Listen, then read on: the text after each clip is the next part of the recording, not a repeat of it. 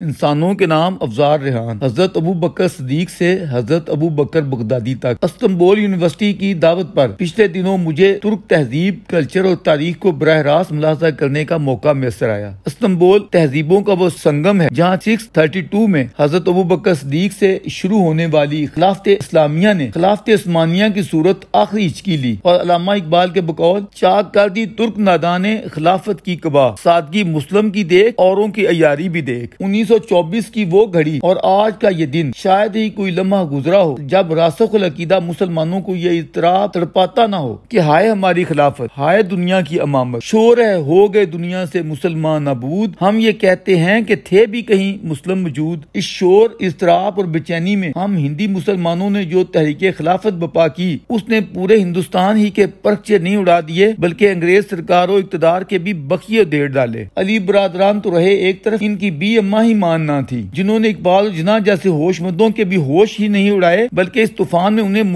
سیاست بدر کر دیا۔ اور کیا خوب فرمایا، بولی اماں محمد علی کی، جان بیٹا خلافت پہ دے دو۔ خلافت پر جانیں نچھاور کرنے والے پکے سچے مسلمان صرف ہندوستان ہی میں موجود نہ تھے بلکہ ہم اس دور کا مطالعہ کرتے ہیں تو پوری سنی العقیدہ مسلم ورلڈ میں جا بجا اس کی چنگاریاں نظروں کو خیرہ کرتی ہیں، لیکن دبا ہوا غم و غصہ اور اضطراب ہے کہ ختم ہونے کا نام نہیں لے رہا۔ ہماری نظر میں خلیفہ ابو بکر بغدادی کی موجودہ اسلامک اسٹیٹ تحریک یا سورش بھی در حقیقت اسی خلافتی جذبے کی ریوائول یا نشاط ثانیہ ہے۔ وہی کرب، وہی آتش اور وہی سوز جسے فی زمانہ ہم یہ کہہ سکتے ہیں کہ یہ سب وقت کے تقاضوں کی مطابقت میں نہیں ہے۔ جمہوری دور کے تقاضے کچھ اور ہیں جن میں جبر کی کوئی گنجائش نہیں ہے۔ وقت یا زمانہ اتا ترک سے بھی آگے جا چکا ہے، لیکن جذبہ صادق و صدیق ان عقلی علائشوں میں کب مان پڑتا ہے؟ اسے تو یہ پڑھایا گیا ہے کہ عقل عیار ہے، 100 بھیس بنا لیتی ہے۔ عشق بیچارہ نہ ملا ہے نہ زاہد نہ حکیم، پختہ تر ہوتی ہے اگر مسلط اندیش و عقل۔ عشق ہے مسلط اندیش تو ہے خام ابھی۔ اگرچہ اسمان و زمین جتنا فرق ہے پھر بھی خلافت خلافت ہی ہوتی ہے، چاہے حضرت ابو بکر صدیق کی ہو یا حضرت ابو بکر بغدادی کی۔ اشاک اسے اسی نظر سے دیکھتے ہیں۔ آج اگر دنیا بغدادی خلافت کی مخالفت کر رہی ہے تو کیا تب صدیقی خلافت کی بغاوت میں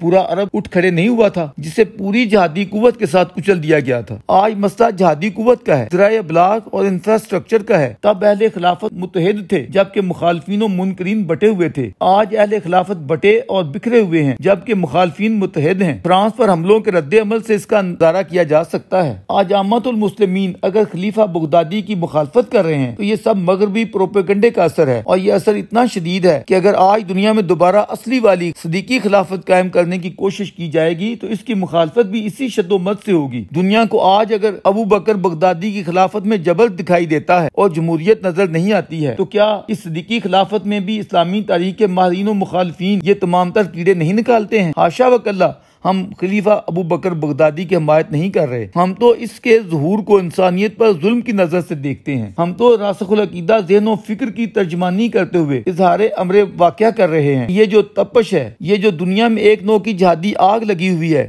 اس کا ایک مخصوص پس منظر ہے جسے سمجھے جانے کی ضرورت ہے۔ کسی تنظیم کا نام القاعدہ ہو یا داعش، جماعت الاسلامیہ ہو یا حماس، طالبان ہو یا بوکو حرام، ان سب کی جدوجہد کے پیچھے تڑپ ایک ہی ہے، اور وہ ہے مسلمانان عالم کی اجتماعیت کا قیام، جسے خلافت کا نام دے لیں یا اسلامک اسٹیٹ کا۔ راسخ العقیدہ اسلامی فکر کا داعیہ و مدعا ایک ہی ہے، وہ یہ کہ دنیا کی قیادت و امامت یا خلافت کا حق صرف مسلم امہ یا ملت اسلامیہ کو ہے۔ وہ اس سلسلے میں قرآن سے استدلال کرتے ہیں کہ وہ تمہیں زمین کی خلافت عطا فرمائے گا تاکہ تم دنیا میں نماز قائم کرو اور دیگر شرعی تقاضوں پر عمل درآمد کرو، بشرط یہ کہ تم سچے مسلمان بنو۔ اسی طرح مسلم امہ سے وہ خدا کا یہ قرآنی وعدہ پہم دہراتے رہتے ہیں کہ وَأَنْتُمُ الْأَعْلَوْنَ إِن كُنتُم مُؤْمِنِينَ، دنیا میں تم ہی غالب رہو گے اگر تم سچے ایمان والے ہو۔ اسی وجہ سے ان تمام متشدد و بنیاد پرست تنظیموں کا سارا زور بیان مسلمان کو سچے مسلمان بنانے پر ہوتا ہے۔ اس کے بعد انہیں ذہن نشین کروایا جاتا ہے کہ تم قرآن و سنت کی دعوت کو لے کر اٹھو اور پوری دنیا پر چھا جاؤ۔ یہ پوری دنیا پر چھا جانے کی خواہش انہیں سوچ سے تڑپاتے ہوئے اس امر پر ابھارتی ہے، انہیں چاہے پوری سیکولر دنیا سے ٹکرانا پڑے لیکن وہ پورے عالم اسلام کو ایک خلیفہ کے تحت لا کر چھوڑیں گے، کیونکہ راسخ اسلام میں جغرافیائی سرحدوں کا کوئی تصور نہیں ہے۔ قدیم فقہا تو رہے ایک طرف، عصر حاضر کے تقریباً تمام راسخ العقیدہ مسلم اسکالرز صدیوں سے انہیں یہ رٹا رہے ہیں کہ ہر ملک ملک ماست کے ملک خدائے ماست۔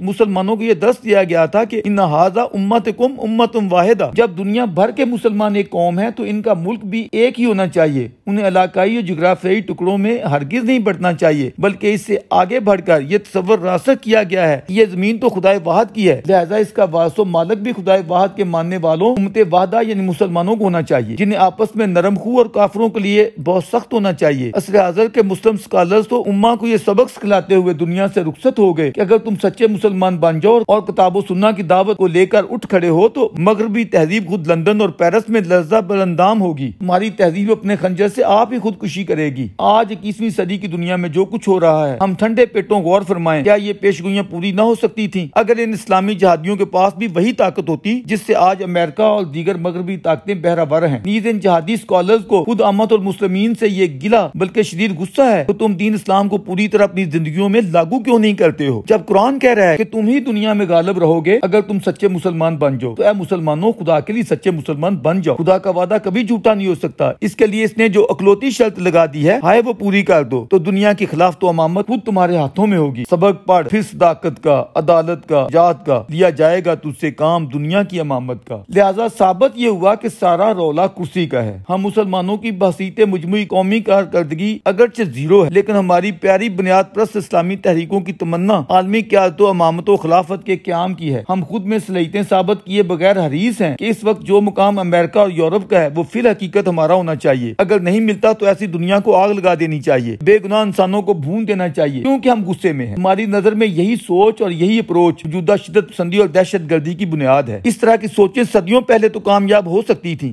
آج مشکل ہے۔ ہمارا اپنی پیاری امہ کے بنیاد پرستوں کو ہمدردانہ مشورہ ہے کہ وہ خوابوں میں اڑنے کی بجائے حقائق کی دنیا میں آ جائیں، جیو اور جینے دو کی پالیسی اپنا لیں، ورنہ اس خون خرابے سے عالمی امن ہی برباد نہیں ہوگا بلکہ مہذب دنیا آپ کے ساتھ ساتھ آپ کے مذہب سے بھی متنفر ہو جائے گی، اور جو عالمی وسائل انسانیت کی ترقی و بہبود اور فلاح پر خرچ ہونے تھے مجبوراً وہ آپ کی سرکوبی و بے کنی پر خرچ ہوتے رہیں گے۔